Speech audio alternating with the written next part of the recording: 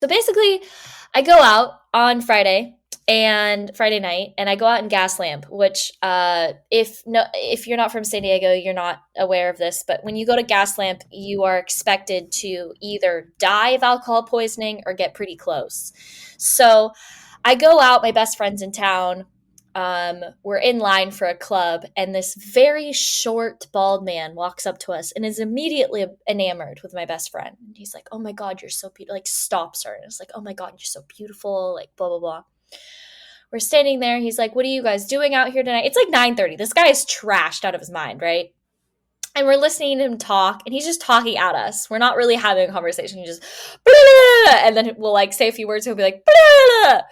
So we're talking with this gentleman, or he's talking at us, and he's like, "So what are you guys like? What are you guys here for? Like, are you guys both in town?" Like, and I was like, "No, like I live here, and she's visiting me. Like, we're both from Phoenix."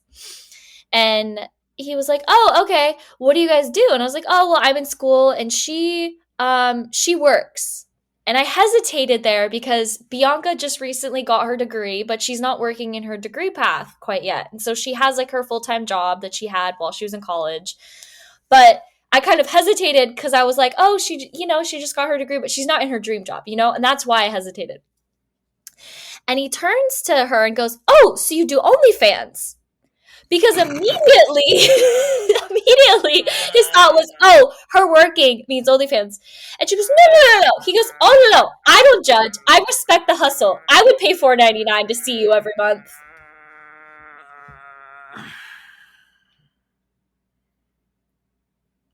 And he got both of your numbers because the audacity was just too incredible. No, he just ended up walking off. Like, he was so drunk that he just stopped in the middle of the conversation and just left. Oh, that's a cool exit move. I mean, it Yeah. could have been embarrassment too, where it's like, I should not have said that. Bye. It's the Irish goodbye, but, like, better. Yeah. When you said gas lamp, I was initially thinking, like the phrase gas lighting, but like in Yeah. ancient times. So I'm picturing, like a woman in Victorian dress who's just like misleading her man. Maybe this is a Bridgerton plot. I have no idea. Are you gas lamping me, Lady Featherbottom? I haven't seen Featherbottom. Bridgerton. I assume this is what they get up to. San Diego, man. Not even Yeah. once. I do have to say that I did leave pretty close to death from Gaslamp. My wonderful boyfriend brought me home and put me to bed and bought me catering the next morning and was perfect and deep cleaned my bathroom afterwards. And that's all I'll say about Ew. that. Damn. What an intimate look into the life of one of our hosts. Meanwhile, Yep. Joe over here is like, I had a single can of kombucha and I will turn in at 9:30. That's usually what I'm like, though. Oh, okay.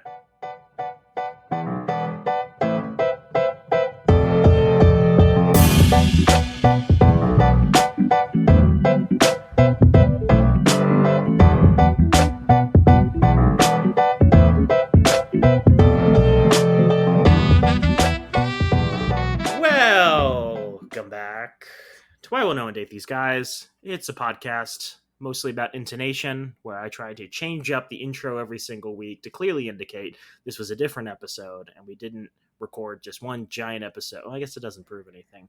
I don't know why I do it. I just like the sound of my own voice. We discuss sex, dating, relationships, other stuff concerning dating. I'm Joel Guy. And I'm Naomi Guy. And I think we should just hop right into the drinks that we have this week because I got a new drink and I'm excited to share about it. Go for it.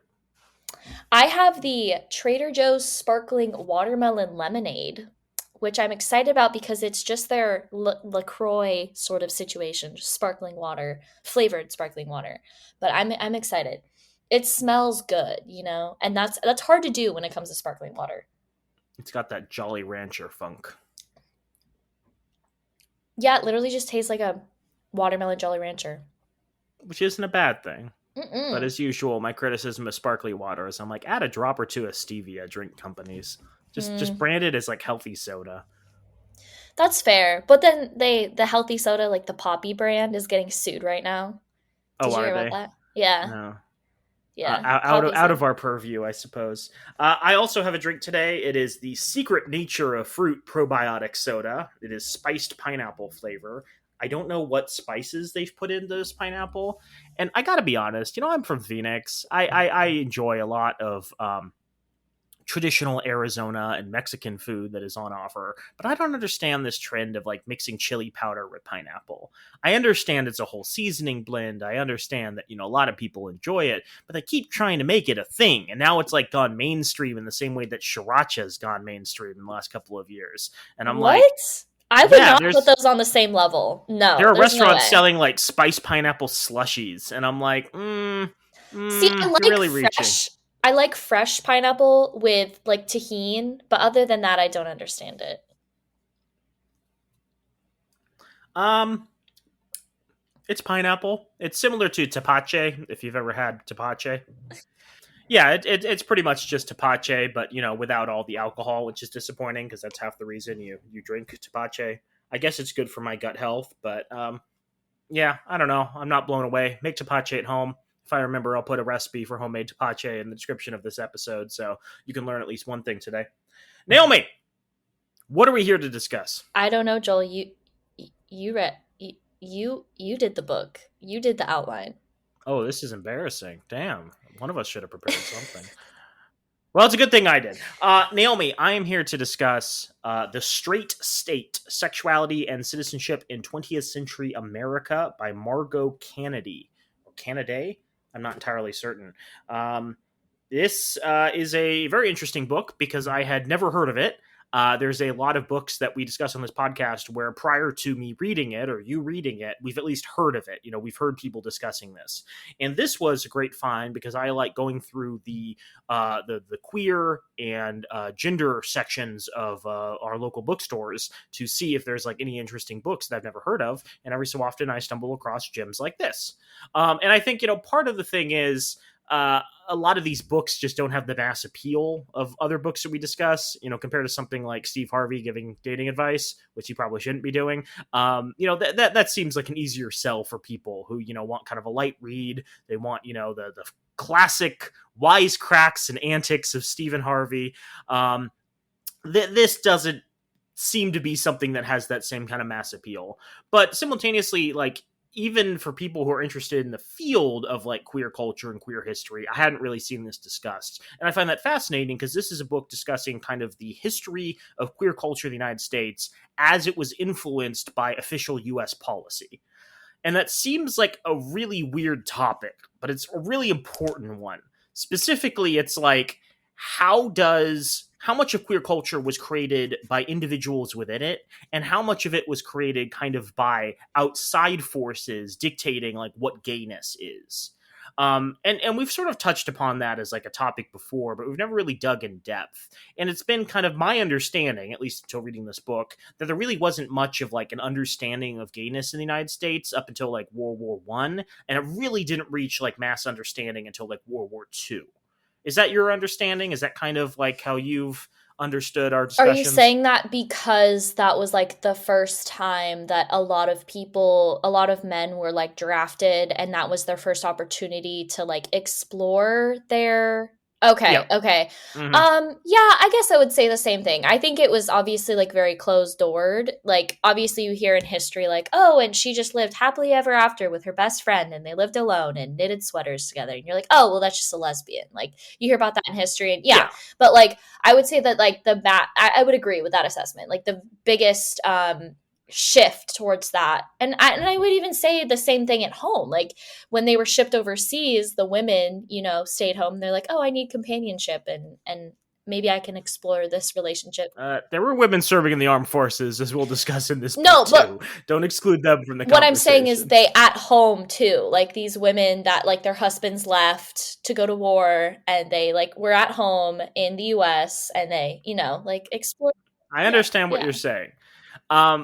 But I guess my point here is it's not incorrect to think, that's, kind of how queer history developed from like kind of a top level view. But if you really want to dig down and fully understand, how queer culture was discussed and disseminated and regulated, you have to do a deeper dive such as this book does.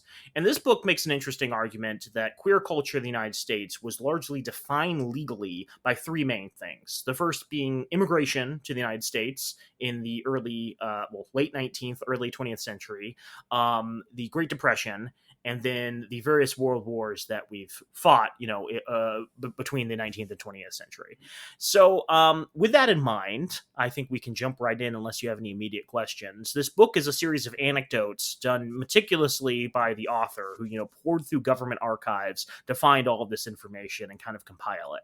I have no idea how long this took, but the author did a very good job. I strongly recommend this book as a historical text because it gives, I think, a lot of context to kind of, discussions of gayness in the regulatory lens, which unfortunately is a topic that's coming up more recently as the Supreme Court decides to start probing at whether or not gay marriage should even be allowed in this country. So with that in mind, you want to just hop in? Let's do it. Okay, so let's talk about the background. So Margot starts the book by saying, measured against other Western democracies at the dawn of the 20th century, the American state, slow to develop, small in size, and limited in capability, stood out as distinctive. 50 years later, the period of expansion had produced a state that was finally European in its heft, but still exceptional in another way, in terms of its homophobia. There appears to be no other major culture in the world, Alfred Kinsey wrote in 1953, in which homosexual relationships were so severely penalized. Not only was the United States the only major power in the world that excluded homosexuals from its armed services and government employment, the sociologist Donald Webster Corey wrote a decade later, but the homosexual is the only individual who is punished in this manner, not only for any activities that may be indulged in, but for harboring the desire to perform such activities. Those suspected of homosexuality were purged from the civil service and military in astounding numbers at mid-century. They were also barred from certain federal benefits, faced increased FBI and post office surveillance, and explicit immigration and naturalization exclusions, as well as the stain of alleged political subversion. It seems a paradox. How was a state that was so late in coming construct such a vast apparatus for policing homosexuality, and why? Unlike comparable European states, which were well established before sexologists discovered the homosexual in the late 19th century, discovered, of course, being in quotes, the American bureaucracy matured during the same years that scientific and popular awareness of the pervert exploded on the American continent. This study, the book, examines three of the engines of the 21st century state: the Bureau of Immigration, the military, and the federal agencies that administered welfare benefits, to demonstrate how federal interest in homosexuality developed in tandem with the growth of the bureaucratic state. In emphasizing the relationship between state formation and homosexual identity, I not only seek to put the history of sexuality into closer dialogue with political and legal history, but to complicate which has now become a standard interpretation in the field of gay and lesbian history as well. Namely, that extreme state repression of sex and gender nonconformity in the mid-20th century was the result of the sudden visibility of gays and lesbians during and after World War II. That explanation is not exactly wrong, but it is incomplete. World War II is a watershed moment in the state's relationship to homosexuality, yet homosexuality is not a new phenomenon for state officials during and after the Second World War. Federal bureaucrats have been aware of traits and behaviors that were coming to be associated with homosexuality for at least half a century. Viewing this period through the McCarthyist lens of what came after is hard to understand how federal officials could be both so aware and yet seemingly so indifferent to perversion during these years. As the state expanded, it increasingly developed conceptual mastery over what it sought to regulate. This itself was part of the work of state building and part of a longer process of the state coming to know and care about homosexuality. After the Second World War, an increasingly powerful state wrote this new knowledge into federal policy, helping to produce the category of homosexuality through regulation. From the mid-1940s to the late 1960s, the years explored in Part 2, the state crafted tools to overtly target homosexuality. In contrast to the earlier period, policies were enacted that explicitly used homosexuality to define who could enter the country and be naturalized, who could serve in the military, and who could collect state benefits. A homosexual, heterosexual binary, in other words, was being inscribed into federal citizenship policy during these years. So, indeed, the study's examination of three of the arenas where the meaning of American citizenship was most sharply articulated over the course of the 20th century in immigration, the military, and welfare reveals the emergence of that binary as one of the organizing categories of federal policy in the post war United States. Initial I'm thoughts. taking notes. Hold on. Okay, so when when was the because my understanding of history and homosexuality came through like a lot of the translation of the Bible, and so there's been a lot of people saying that the reason why so many people that are religious have an issue with homosexuality is because it was mistranslated from Latin or whatever language into English. And so originally it was don't be a pedophile, and the translation was don't be Mm. gay. So when did that happen? Because that, I think, puts a big Oh emphasis on boy. that history that you just gave. Um, I don't have a good Okay. answer. I would say maybe we should read Foucault's History of Sexuality, parts 1 and 2, to discuss this in more detail. At the very top level, um, my understanding, and again, this is probably a limited understanding, and if you dug deeper, there would be, deeper meaning behind this, was that being gay was fine. It was tolerated. It was even completely acceptable in large parts of the Western world for the majority of human history. Um, at times, gayness was criminalized, such in ancient Rome, where individuals realized that if certain acts, certain sex acts, certain public figure facing acts were considered bad, were considered illegal, they could, put their political enemies in prison and take all of their property. And so I've seen the argument that various Roman emperors and generals took advantage of strict homosexuality laws to do exactly that. And the reason homosexuality is criminalized was not necessarily because anybody like hated it, not because anybody felt that there's like a moral code prohibiting it, but because it was a convenient way to steal someone's possessions and put them away, and they could no longer interfere with your military coups or whatever. Keep in mind, there's many figures throughout Greco-Roman history, such as Achilles, who are very often interpreted in the modern world as being gay, or at the very least, bisexual, strongly leaning, male inclined. So it's not as though there weren't, like examples of queerness, gayness already, available to the public and, the public's knowledge. Really, no matter how, uneducated you were, you still were listening to oral stories. You were still, aware of this culture that largely defined, periods during this era. So things continue. I've seen evidence, at different points throughout European history that gay marriages were tolerated even within the Christian and Catholic churches.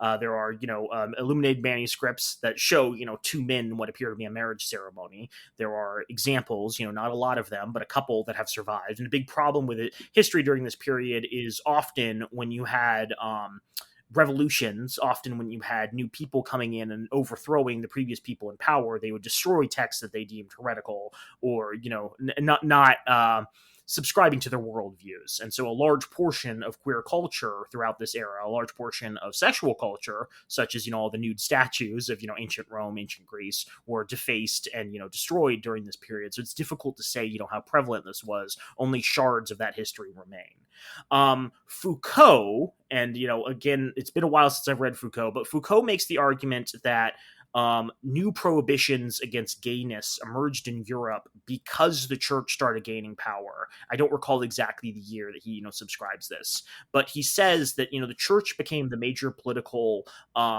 operative in normal life for the majority of people during the Middle Ages. And a large way that the church controlled people's behavior was through the process of confession. And so the church began to carve out greater and greater control over people by making certain acts forbidden. And this included a wide range of things, ranging from, male gayness to female gayness. But also there's a lot of like kind of weird, gross practices at the time that the church outlawed. There was, I don't know how prevalent this was, but I believe it was Foucault who says there was this kind of folk tale that if women like put a fish into their vagina and let it rot and then fed part of it to their lover would fall in love with them. And the church was like, no, that's gross. Don't do that. Don't do that. I can't Um, even imagine the so yeast infection, the bacterial infection that would come out of that. That's disgusting. Yeah. It's also argued, kind of to your point, that the way sodomy has been interpreted over time has both been increasingly widened and shrunk at different points throughout human history. So the sin of Sodom originally was interpreted as, not subscribing to the beliefs of God, being, very different from, the religious view that the Bible has for how you should conduct yourself. And part of that is sexual expression. But I think to your point, it is kind of more of a connotation of like pedophilia rather than like explicitly, being gay is bad. But over time, this was expanded to mean more and more, perhaps during that same Middle Age period, where suddenly sodomy includes not only explicitly, things like pedophilia, but also any form of gay act, bestiality, and then oral sex. Oral sex was considered like very bad Wow. during this period as well. So I'm sure I butchered, parts of it, but the general idea is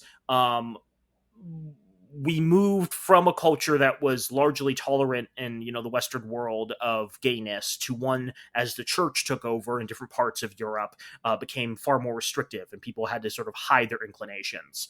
And arguably that was sort of reversing when the French Revolution occurred, and people began to question the importance of the church, how much power the church had, and the state began to take over it.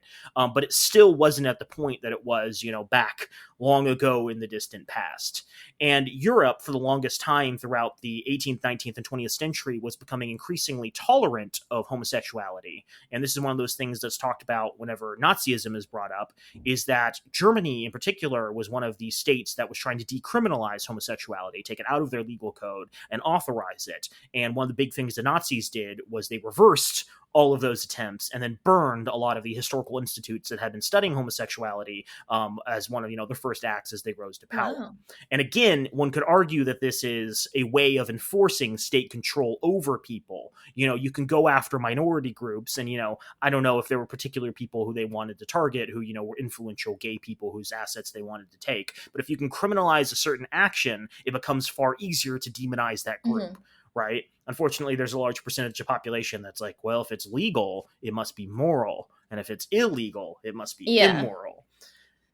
So to answer your question, this book is kind of talking about that period in Europe where homosexuality is becoming much more tolerant. And at the same time as the United States develops during the same period, it doesn't really have like an official stance on gayness until these three institutions, the immigration agencies, the welfare agencies, and the military begin to administer and start to look at seriously what defines a homosexual and what do we need to do about it. And that's really what it's exploring. Okay. That was a very long lecture. Does that explain anything? Do you have further questions? No, that was a really good history lesson. Great. Listeners, if you do have critiques, let me know. It's been a while since I read Foucault. That is my best remembering of what he discussed. And, it's important to keep in mind, Foucault is a French philosopher. The history of sexuality is by no means like a history. It's more of like his kind of loose interpretation of a lot of texts that he pulls together as a way of explaining certain cultural phenomenons. And so I don't think it's like officially accepted by a lot of historians, but a lot of them see it as a useful resource because he, comes up with some theories that seem well rooted in the information available to him at the time. Okay. Let us get back to the book. Naomi, we're going to get to the first section, gay immigrants. Ooh. This is going to be a Trump speech in like 2 weeks. Oh, God. Don't even say that. Mm-hmm.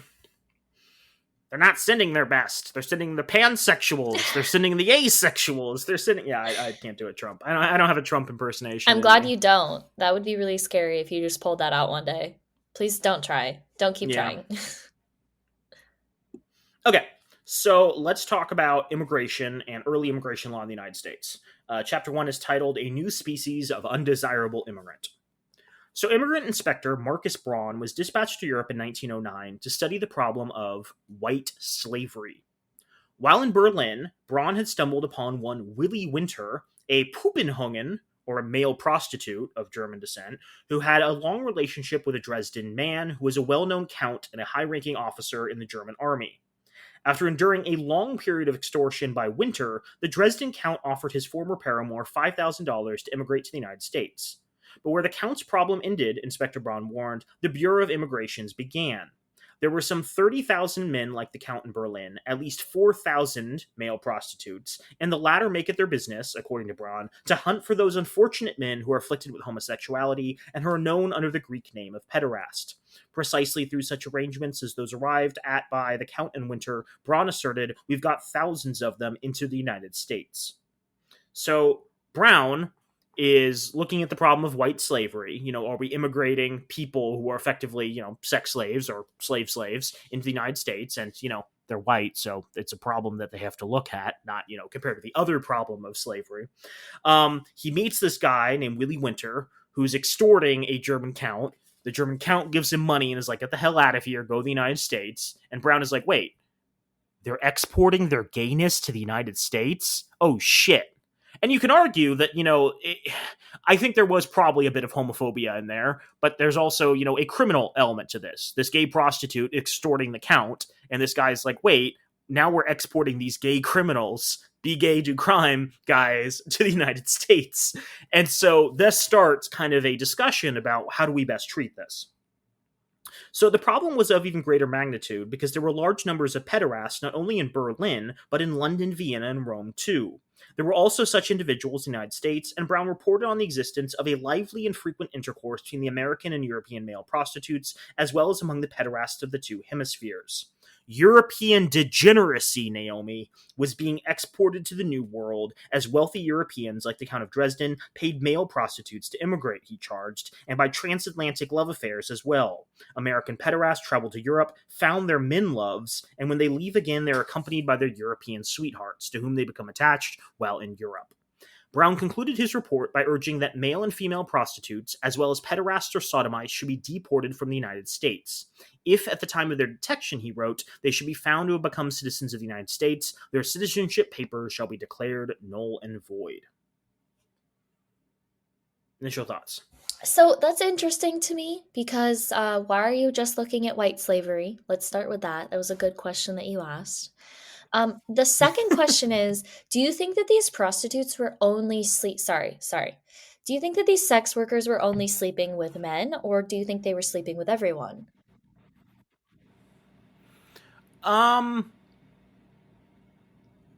Given the nature of prostitution, I think they probably took work where they could. Yeah, that's what I'm thinking. I would imagine, given the large growth of queer culture in Europe during this period, it was probably predominantly men. And, as we've discussed before, one of the reasons, there's so few women who go visit prostitutes is because it's much easier for a man in a family to take time out of his workday before or after work to go and visit a prostitute compared to a woman who's expected to stay at home and, mind the family. And I think during this period in particular, I don't know enough about Europe, but I would imagine not only did women probably have less autonomy than they do right now, there's probably also like social expectations and neighbors who, were, always peeping into people's business, being like, oh, Susan went down the street to the red light district today, right? I would imagine there was a lot of like barriers preventing them from doing it. It's not to say there weren't wealthy women who were, getting their rocks off, but like for the most part, it's probably male prostitutes servicing male men. Okay.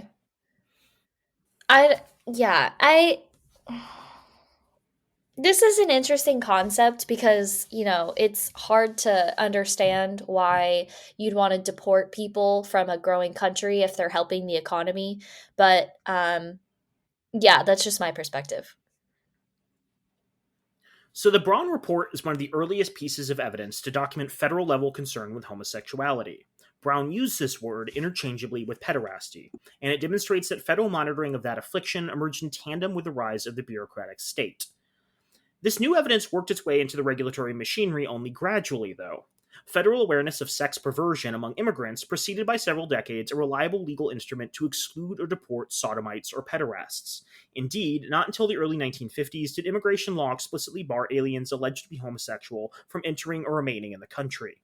Despite this, aliens were occasionally excluded or deported for sexual perversion during the early 20th century, and it's possible to see in such cases the development of a rudimentary apparatus to detect and manage homosexuality among immigrants. That apparatus did not bar immigrants on the basis of perversion per se, but instead relied on the likely to become a public charge clause of the immigration law to exclude or deport aliens suspected of sexual deviance. In these types of cases, immigration officials sometimes bolster the public charge clause with a provision barring immigrants who had committed crimes of moral turpitude, or later, and much more rarely, the prohibition against constitutional psychopathic inferiors. Woo, that's a fun legal statement. But it was the public charge clause that was pervasive in state efforts to exclude or deport aliens for sexual perversion. Okay, so this is important here. Very rarely was anyone excluded explicitly for being gay up until the 1950s. They were instead excluded for being likely to be a public charge, i.e., dependent upon welfare of either the state or like institutions wherever they were moving. Why do you think that is? I'm assuming it's similar to what you mentioned earlier with the church, where they were coming up with reasons to coming up with reasons to kind of like make people sin, if that makes sense, and kind of have that control over people. I'm assuming it's similar to that.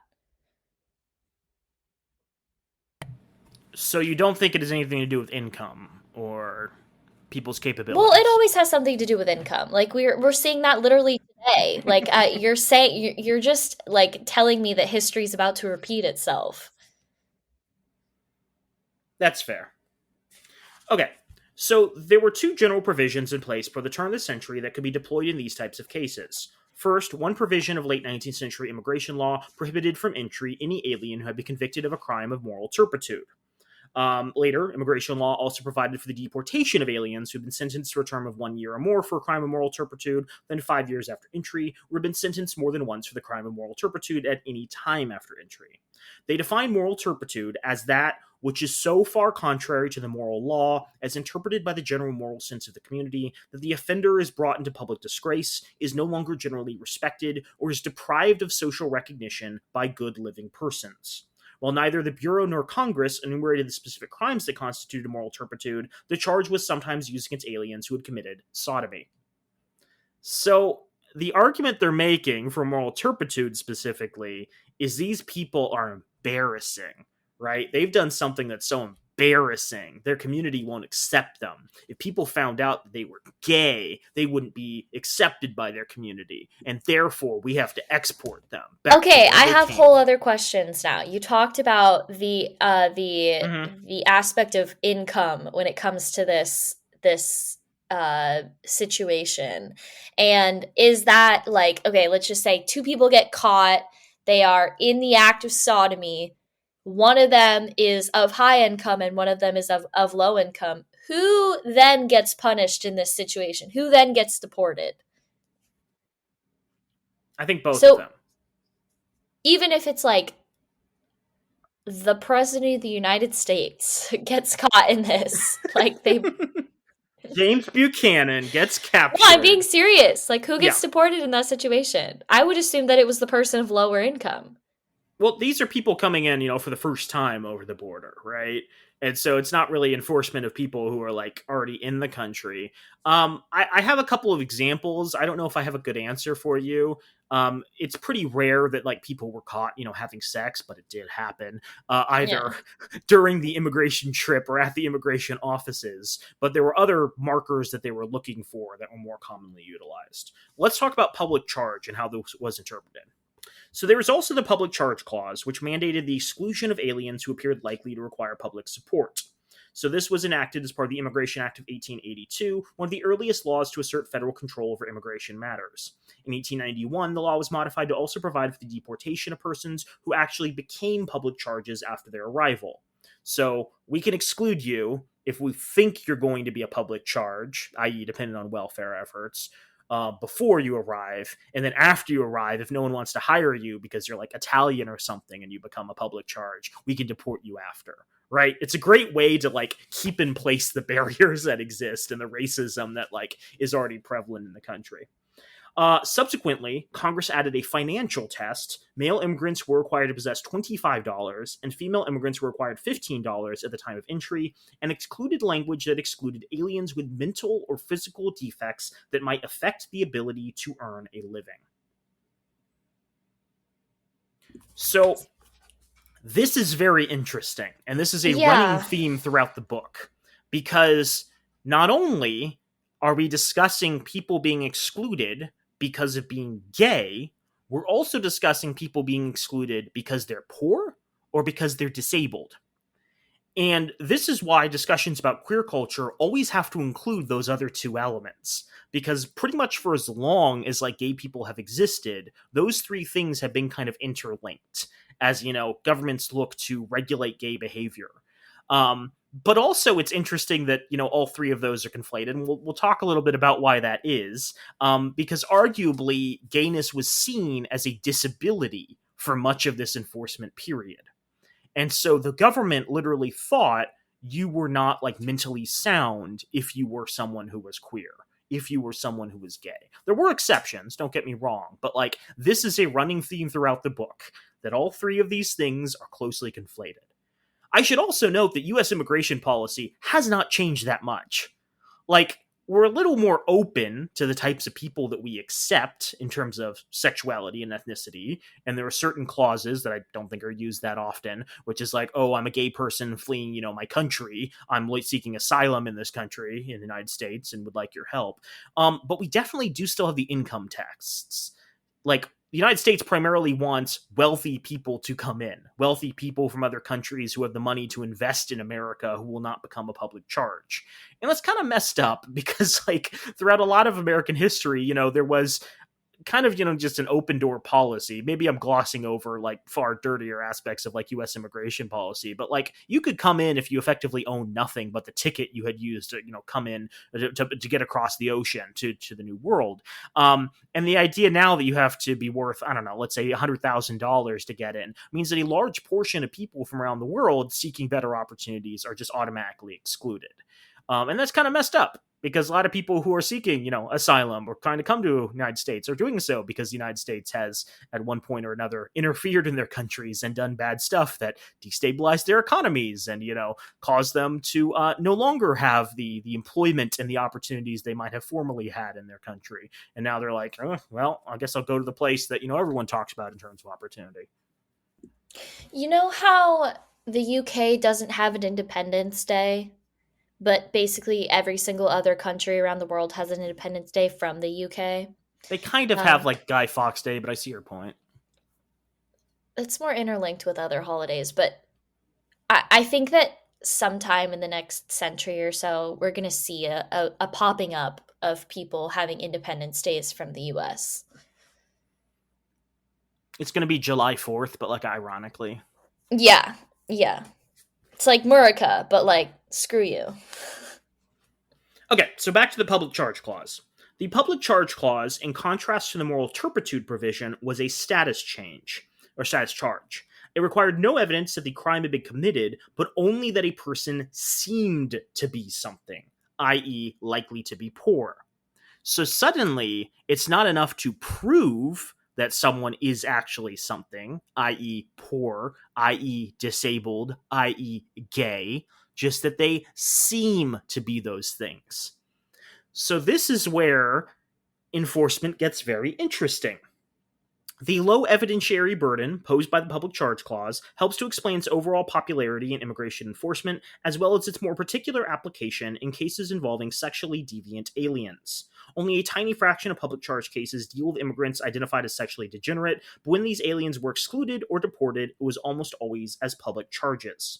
The public charge case was employed in certain cases not only because it was difficult to refute and hence effective, but also because of the way it aligned with the progressive era's ideological melding of moral deficiency and economic dependency. Immigration officials understood this as a bidirectional relationship. A lack of economic resources indicated susceptibility to perversion. Perversion was in turn taken as a sign of likely poverty. That's a fascinating connection, right? And that's like a whole ideological framework that defines this entire period, where they're like, well, if you're poor, you're more likely to be gay. And if you're gay, people aren't going to respect you and you'll have difficulty finding employment, so you're more likely to be poor. I have so many things that I could connect this to, like in current day. Like, what if that is the reason why we have the concept of like keeping up with the Joneses? Because it's like if you're keeping up with your neighbors and you're keeping up with their lifestyle because they're not, they're higher income, then you're not going to be perceived as gay or disabled or blah blah blah. That's what I'm thinking of right now. That's my connection. Um, there might be a there. Yeah, I mean, I think, a lot of that stems from consumer culture, but one could argue that consumer culture is just another manifestation of that. Where it's Yeah. like, if you're not driving the newest vehicle, if you're not wearing the newest shoes, if, you're wearing stained, thrifted clothing, you're different, you're bad, you're wrong. Yeah, I can see, elements of that, that still survive to the modern era. Now, here's the important thing, Naomi. The public charge clause was a feminized provision of law that was commonly used against women. Single women were almost by definition public charge aliens. This was also used against women in cases involving immorality such as adultery, fornication, or prostitution. But if dependency was often linked to immorality for female aliens, dependency for women was also a normative condition. Dependency continued to delineate what was feminine, said historian Martha Gardner. For married women, dependence was not only normal, it was desirable. So whether it was the stigmatized dependency of the prostitute or the more favorably viewed dependency of the housewife, dependency was the expected outcome of women's true nature. Accordingly, while dependency in women, especially single women, might be associated with immorality, female dependency was not exactly perverse. This might help explain why there's scant evidence connecting female aliens to sexual perversion at the turn of the century. Because female dependency was considered normal and was almost expected in women, it did not produce or require high levels of scrutiny or suspicion.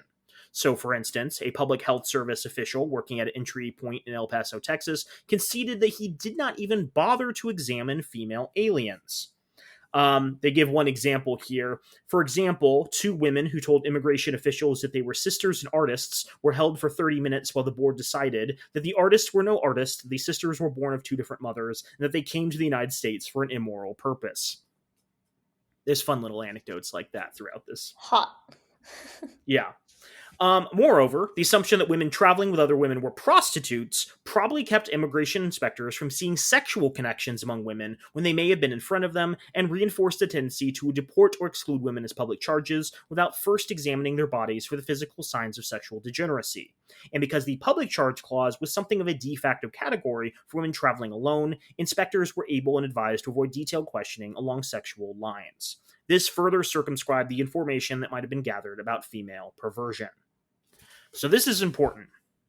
They're looking for signs of dependency in order to determine who might be a public charge. Okay? But dependency is something that's kind of expected for women. So if they're going to export a woman, it's probably not going to be for dependency. Because whether you're traveling alone as a independent woman who might be a prostitute, or you're traveling with your husband, right? That's kind of just the way things worked back then.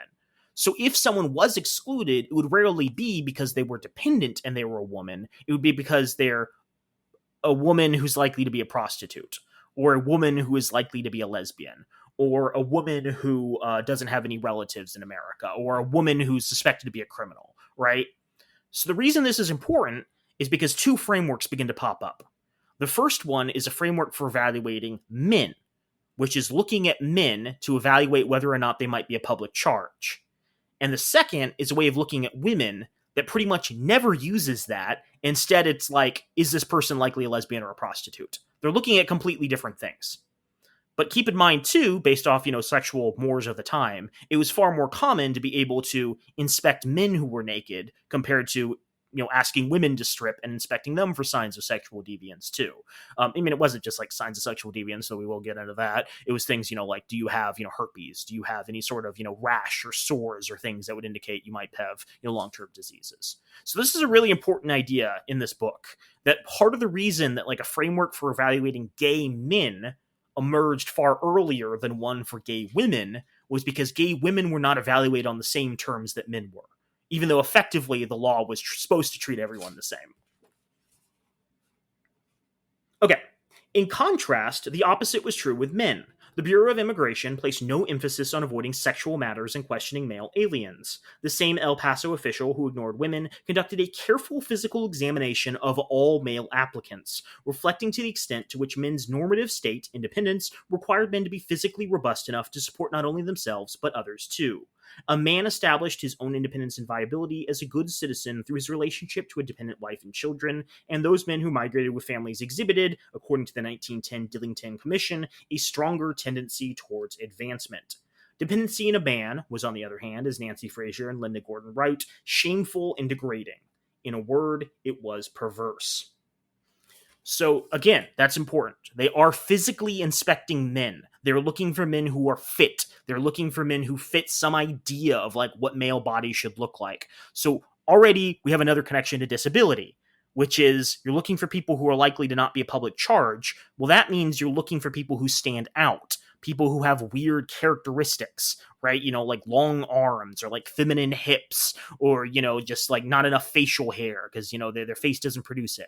So obviously there are, intersex people who are going to have, characteristics that might not fit, the male norm. But there's also going to be a lot of disabled people who don't fit, our ideas of, what masculinity is, what maleness looks like. And so that connection is established pretty quickly.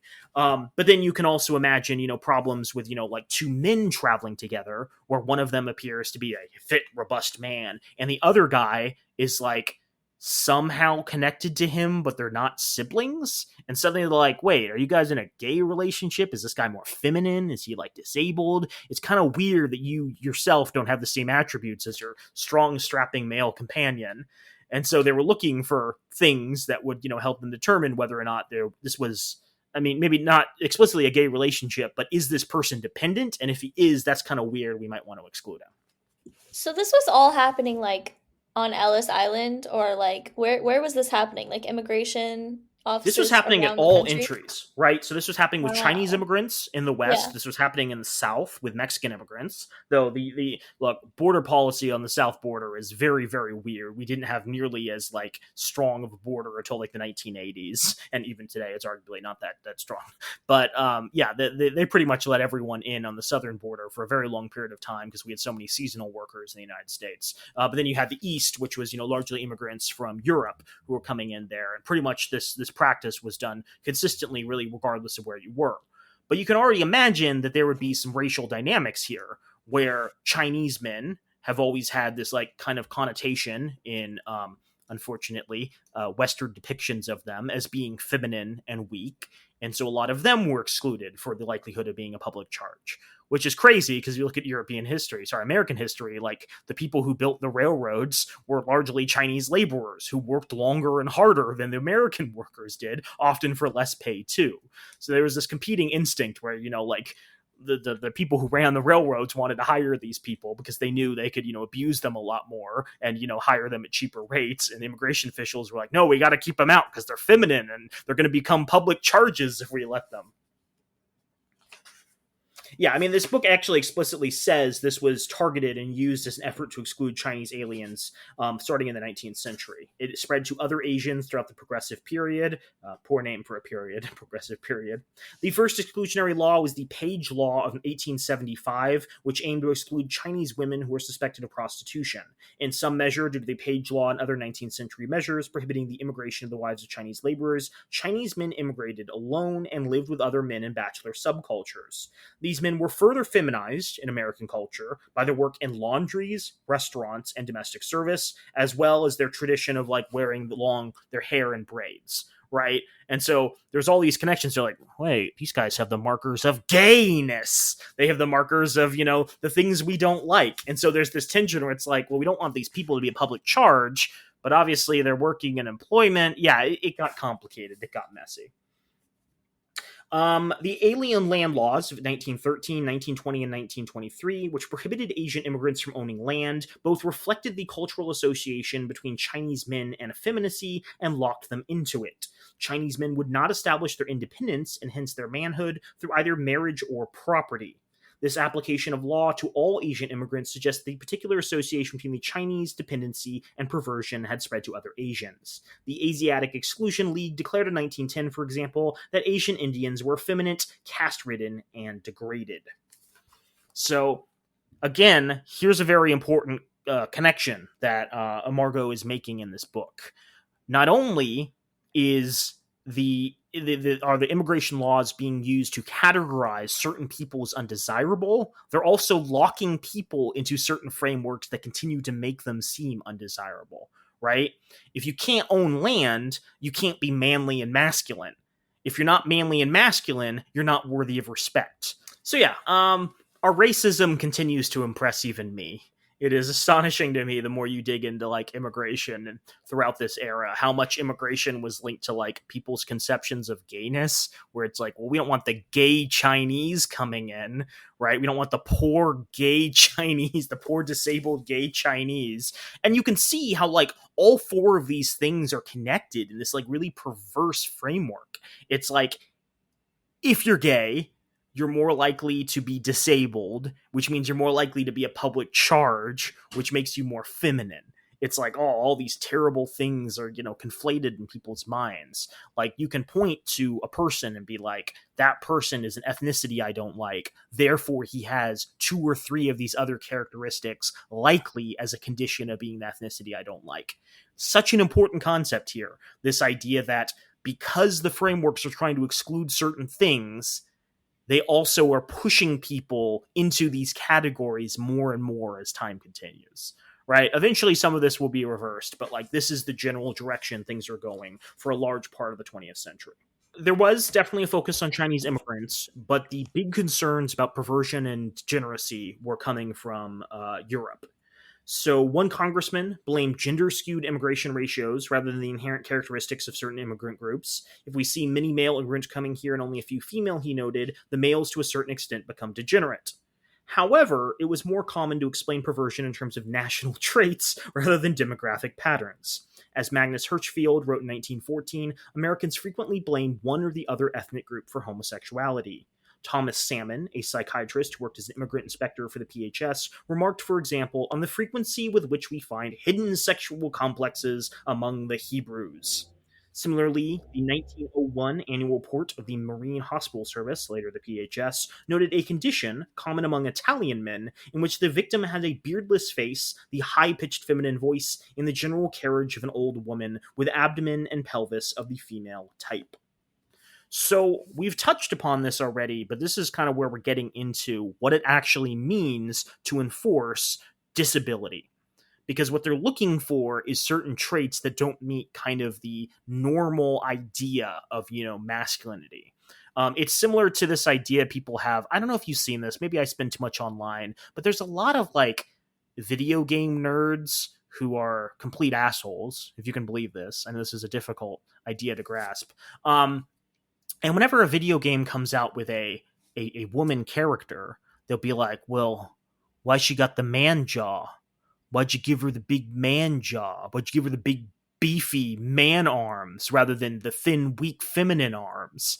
The Last of Us 2 video game came out a couple of years ago, and one of the main characters was this woman who was built like an incredibly buff bodybuilder. Imagine like a WWE wrestler who happened to be a woman. And there are women out there who have this body type. They're just like, oh, that's impossible. Why'd they make her look like a man? And, she would have to be taking steroids in the post-apocalypse in order to, achieve that figure. And it's like, dude, it's a video game with fungal zombies. Why is this the place you get hung up on?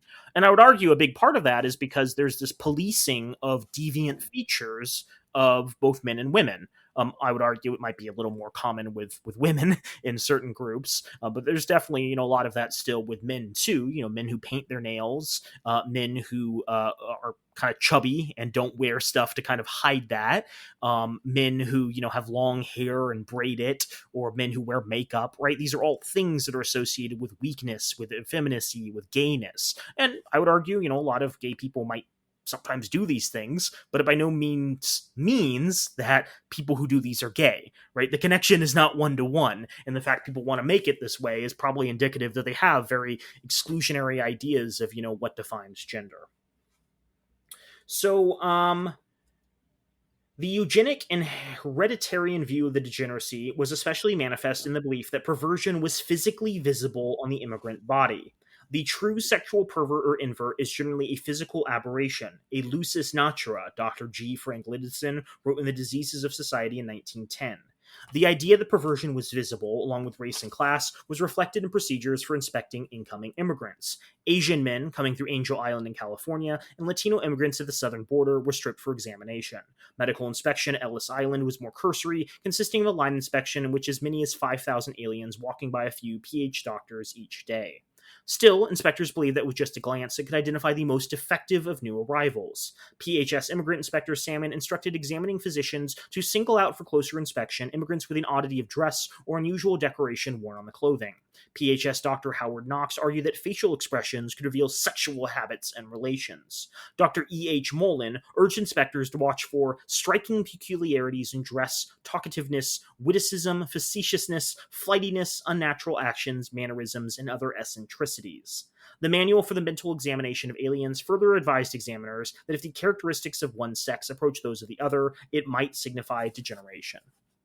So initially I read this and I was like, that seems kind of crazy. And then I remembered phrenology, Naomi, right? There was this whole field of study throughout this period, which was if you study how people's heads are shaped, you can determine their like innate characteristics, right? And so like high class people had, like high brows and, they had like profound chins, and low class people had kind of like weak chins, and they had like weird shaped noses, and they had like stupid facial features. There's this whole class of like social science and research, which was like, give me a picture of someone and I could tell you whether or not they're a criminal. And so the idea that they would try to do the same thing by looking for like whether or not someone had feminine hips really isn't that crazy. No, it is crazy, but okay. We'll move on. Yeah. So if they did catch the attention of a PHS officer, they'd be pulled off the line and held for a more detailed inspection, an outcome that occurred for approximately 20% of the immigrants coming through Ellis Island. Jeez. Hundreds of thousands of people over this period, and 20% of them were like not mannish enough, or not feminine enough that they had to be inspected. So having spent a night or two in the dormitory, the would-be immigrants' examination that included a thorough physical inspection, and if mental problems were suspected, a barrage of mental tests. Many mental tests were also designed to test general intelligence, but aliens might be asked about their home lives and personal relationships. Examiners were encouraged to ask aliens such questions as, are you married? Do you want to marry? Do you care for the opposite sex? Have you acquaintances of the opposite sex? Are you in love? Have you had any love affairs? After examination by doctors, a board of special inquiry would decide whether to admit or exclude aliens. Aliens who were excluded were informed of their right to appeal. The appeal was then operated as a stay of deportation until the entire record was submitted through the Commissioner General of Immigration to the Secretary of the Department of Commerce and Labor. The Commissioner General's decision was then final. So, I guess we'll wrap up here on what they were looking for and how this manifested, because we're talking about this from like a very high concept level. And Margot was able to pull 31 appeal cases that help illuminate kind of the things that were being seen as perverse and how they were handled and treated by these inspectors. So immigrants diagnosed with arrested sexual development or other related conditions were excluded under the public charge provision because immigrant officials associated defective genitalia with perversion and further viewed perversion as a likely cause of economic dependency. That line of reasoning was sometimes presented in stark terms. One inspector argued that persons with arrested sexual development present bad economic risks because their abnormality soon becomes known to their associates, who make them the butt of coarse jokes to their own despair and to the impairment of the work at hand. As this fact was recognized pretty generally among employers, Cumming concluded, that was the name of the inspector, Cumming, it is pretty difficult for these unfortunates to get or retain jobs. Naomi, they were literally deporting people for having small dicks. I would too. I'm just kidding. America was trying to breed a nation of super soldiers with girthy dicks. That is what this immigration policy was effectively doing. Micro penises allowed. But genuinely, the argument they're expressing is, so a dude's at a work site, right? And he has to go to the bathroom. And he whips it out and takes a tinkle, and someone sees his tiny dick. They're like, oh, it's Tiny Dick Charlie over there. Oh, Tiny Dick Charlie's got a tiny dick. And the immigrant's going to be so embarrassed that he won't be able to work because no one will respect him anymore because he's Tiny Dick Charlie from What? then forevermore. And then he's going to be a public charge now. He's going to go on welfare because no one will hire Tiny Dick Charlie because they talk. The employers, they talk about how small the dicks are of their employees. That is the rationale. What if you just are a grower and not a shower? You know, I don't know if they inquired that thoroughly. That feels like a difficult question. Does it get bigger? Can you illustrate it? Yeah, I mean, it genuinely sounds, yes, as you're saying, like micropenises would exclude people, but you could also imagine people, who are immigrating who, for instance, haven't gone through puberty or have some sort of, impairment related to, the genitals. What we've discussed this before. What is it, like 1 in 100, 2 in 100 of babies that are born have some kind of abnormality in their genitalia? I don't remember the specific number, but I'm thinking about all the people that I've met recently that have low testosterone levels, making it impossible for them to get it up, meaning they have ED. And they're my age, and I've met a lot of people like that. So it's very interesting to hear that was a concept. It's all those sweet, sweet microplastics. Yummy. Yeah. The notion that immigrants with smaller defective penises were bad economic risks was in many cases bolstered by the fact that many of these immigrants appeared physically weak to inspectors. Donabet Mauskian, for example, an Armenian immigrant from Turkey, was certified in 1905 with feminism, being, in his own words, deprived of male organs. So feminism was literally defined as the act of being feminine. He is devoid of every external evidence of desirability, a Bureau of Immigration commissioner wrote in support of the Bureau's decision to exclude him as a public charge, adding that he is weak, emaciated, and repulsive in appearance. It's like a dating app. They're swiping right or left on all these immigrants. They're like, I don't know. Am I attracted to this man?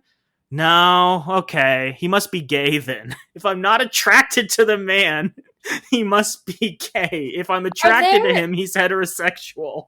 Are there, like, there's files for everyone that went through, like, Ellis Island and stuff. So do you think, like, they had, like, a specific, like, stamp or something that was, like, gay? No. So Margot does talk about this. The reason she's only using 31 appeal cases is because the majority of the time when someone is accepted or rejected, there's not a lot of information to accompany it. If you're accepted, I don't think they record like why you were accepted. It's just like implicit, like you're fine. If you're rejected, often they're going to write you up for something like, I think you're a public charge. And so it's very difficult to filter through those records and be like, was this person excluded because they were actually poor, which was probably a very common occurrence, or were they excluded because they were small-dicked or disabled in some way, or, an undesirable immigrant from some ethnic class.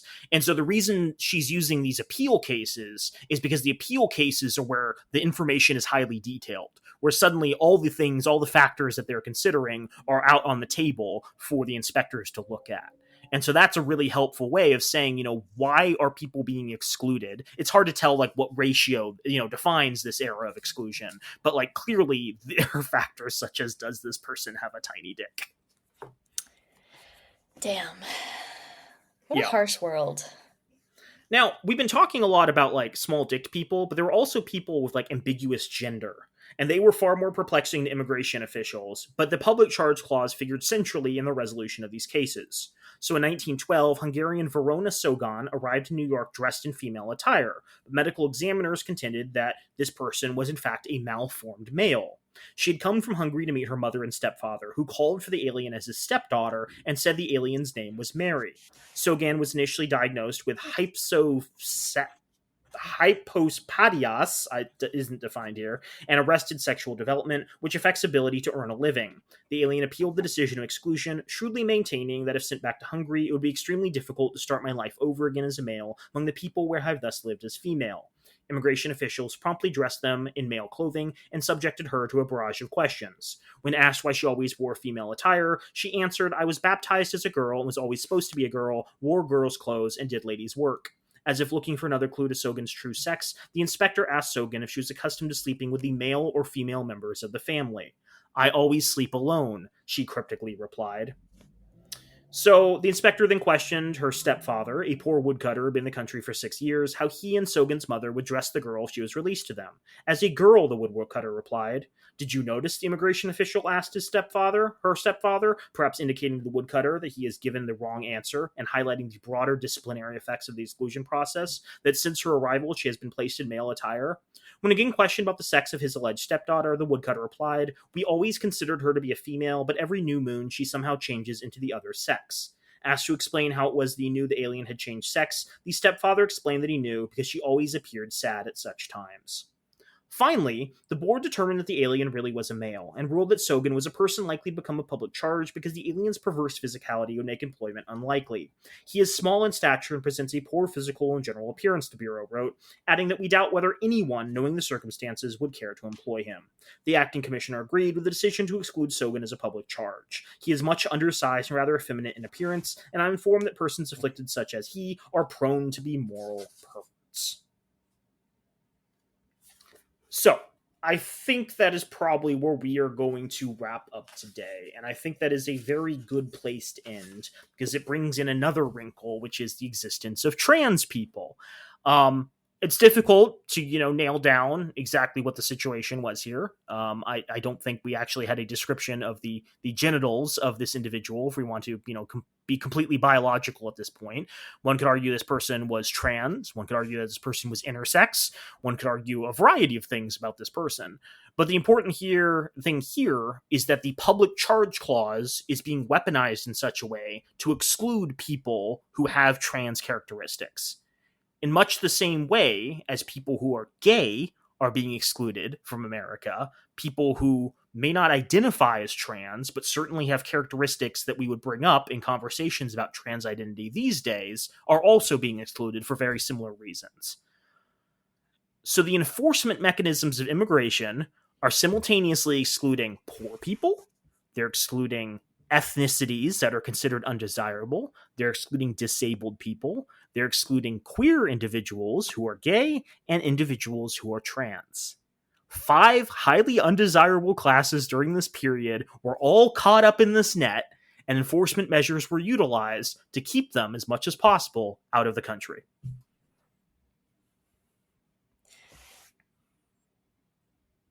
Naomi's doing a woo woo. Yeah. Yeah. How are we feeling? Like I don't want to celebrate Independence Day on Thursday.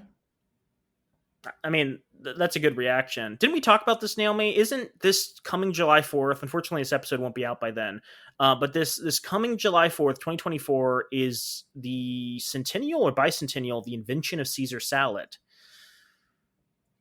I think that I could also use it as an excuse to celebrate Team USA because we're doing so great in the qualifications for the Olympics. How would Team USA do poorly? Don't we qualify the same number of people regardless? What I'm saying is I'm celebrating Team USA. If you see me in red, white, and blue, I'm not celebrating the Independence Day. I'm celebrating Team USA. Yeah. Damn. Devastating. And LeBron James's son being drafted to the Lakers as a Nepo baby. I'll celebrate that too. America. America, F yeah.